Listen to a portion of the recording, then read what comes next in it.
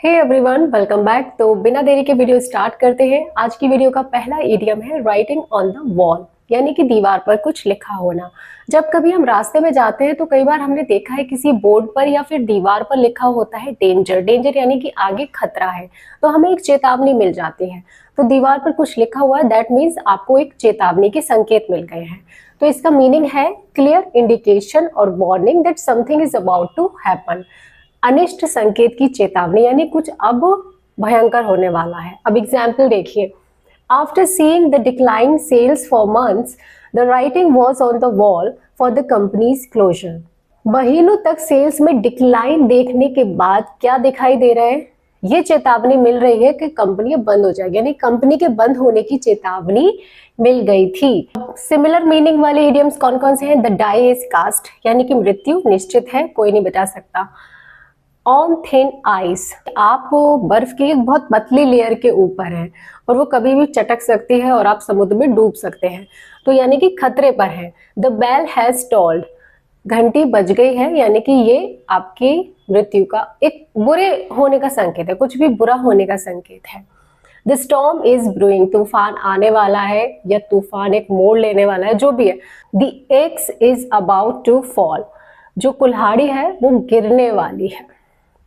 अब कहीं कुल्हाड़ी लटकी हुई है, वो आपके ऊपर गिरेगी तो क्या होगा? कुछ भयंकर ही होगा ना।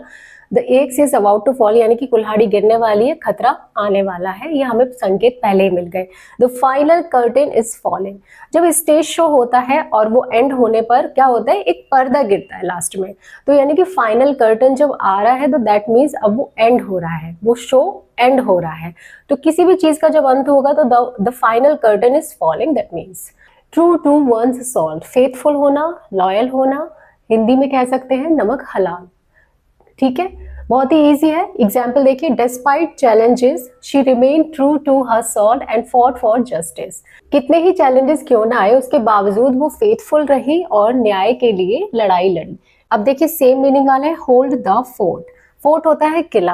अब किले की देखभाल करने के लिए कोई नहीं है, उसकी जगह आपने किसी को रख दिया, तो वो व्यक्ति जब ईमानदारी से उसकी देखभाल कर रहा है तो वो बिल्कुल फेथफुल है ना। तो होल्ड द फोर्ट यानी कि किले को संभालो इतने मेरी जगह। बी इन समवन्स कॉर्नर, कोई आप पर भरोसा कर सकता है, उसके लिए फेथफुल रहना। अब इसका एग्जाम्पल देखिए, while the manager is on the leave I will hold the fort and ensure everything runs smoothly. जब मैनेजर लीव पर था तो मैंने पूरी ईमानदारी दिखाई और ये इंश्योर किया कि सभी काम ठीक से हो रहे हैं। Clear? To kick the bucket, अब इसका मीनिंग तो होता है टू डाई, यानी कि मरना।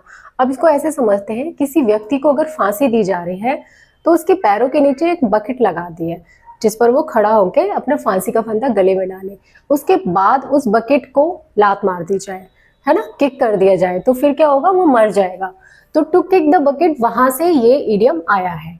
एग्जाम्पल देखिए, she is talking about what she will do if her wealthy uncle kicks the bucket and leaves her his Fortune. वो ये बता रही है कि वो क्या करेगी अगर उसके वेल्दी अंकल मर जाते हैं और एक बहुत सी अच्छी धन संपत्ति उसके लिए छोड़ जाते हैं। ठीक है, किक्स द बकेट अगर मर जाते हैं। Bite the dust, same meaning दे रहा है और सेम ही है kick the dust. Bite the dust, kick the dust, तो किक द बकेट और किक द डस्ट का सेम मीनिंग होता है टू डाई। अभी देखिए, मीट वंस मेकर, जिसने हमें बनाया है, अब आप उसे भगवान बोले, गॉड बोले, कुछ भी बोले, ठीक है, तो उसी से मिलना, यानी कि हमारा अंत समय आ गया, अब उससे मिलने का समय आ गया। तो मीट वंस मेकर यानी कि फिर से वहीं जाना, मरना। गिव अप द गोस्ट, यहाँ पे गोस्ट आप समझ सकते हैं स्पिरिट यानी कि आत्मा। गिव अप माने छोड़ना, यानी कि आत्मा को त्याग देना, यानी कि मर जाना। Shuffled of this मॉर्टल coil, shuffled of यानी कि यहाँ से अलग हो जाना।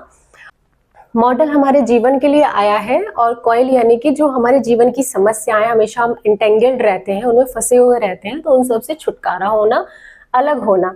दोनों ही हैं, ये शेक्सपियर ने यूज किए हैं अपने प्लेज में, ये हैं, तो वहां से ये लिए गए हैं। अब बाकी तो हम बात कर ही चुके हैं। ठीक है, आई होप मीनिंग क्लियर हुआ होगा। Now moving to the next one, to go to the dogs. अगर हम अपने नॉर्मल लैंग्वेज की बात करें तो उसको बोलते हैं ना कुत्ते जैसी हालत होना, यानी कि बहुत बुरी हालत होना। डिटीरियोरेट और डिक्लाइन इन क्वालिटी और कैरेक्टर। ठीक है, या तो क्वालिटी में बुरी हालत होना या आपके कैरेक्टर में बुरी हालत होना, बहुत ही बुरा समय आ जाना। The company went to the dogs after the recession. अब कंपनी का क्या हुआ, रिसेशन के बाद यानी मंदी के बाद कंपनी की बहुत बुरी हालत हो गई। Go down hill, go down hill यानी कि पहाड़ी पर ऊपर चढ़े थे लेकिन फिर से नीचे हो गए। हिट रॉक बॉटम, ये ऑलरेडी हम पढ़ चुके हैं, है ना। गो साउथ यानी कि उल्टा चलना, बुरा समय आना। फॉल फ्रॉम ग्रेस यानी अर्श से फर्श पर, बुरी हालत आना, बुरे दिन आ जाना, ठीक है। अब द क्रीक, अब द क्रीक का मतलब तो ये होता है किसी डिफिकल्ट सिचुएशन में फंस जाना, लेकिन बहुत बड़ी डिफिकल्टी की बात नहीं हो रही है। ऐसे समझिए जैसे आप साइकिल चला रहे हो, उसके पैडल टूट कर गिर जाए और एकदम से आप कहें अरे अब क्या करें, अब क्या करें, तो ये वाली सिचुएशन जो आ जाती है यानी कि अब the creek in a difficult situation. तो ये तो हमारी रोजमर्रा की जिंदगी में चलता ही रहता है ना। एग्जाम्पल देखिए, after forgetting my wallet at home I was up the creek when it was time to pay for lunch. अब मैं अपना वॉलेट तो घर पे भूल गई थी, तो फिर क्या हुआ, मैं उस समय प्रॉब्लम में फंस गई जब लंच के लिए पे करने की बात आई। अब जब तक कहीं पे नहीं करना था तो कोई प्रॉब्लम नहीं थी क्योंकि वॉलेट की जरूरत नहीं थी, जैसे ही पे करने की बात आई तो वॉलेट चाहिए था। तो ऐसी सिचुएशन आ जाना। इन अ टाइट स्पॉट, किसी जगह फंस जाना कि अरे अब कैसे काम चलाएं, क्या करें। इन अ पिकल, इन अ जैम, ये सब हम पहले भी पढ़ चुके हैं ना। सभी का मतलब यही है कि किसी मुसीबत में फंस जाना, अटक जाना।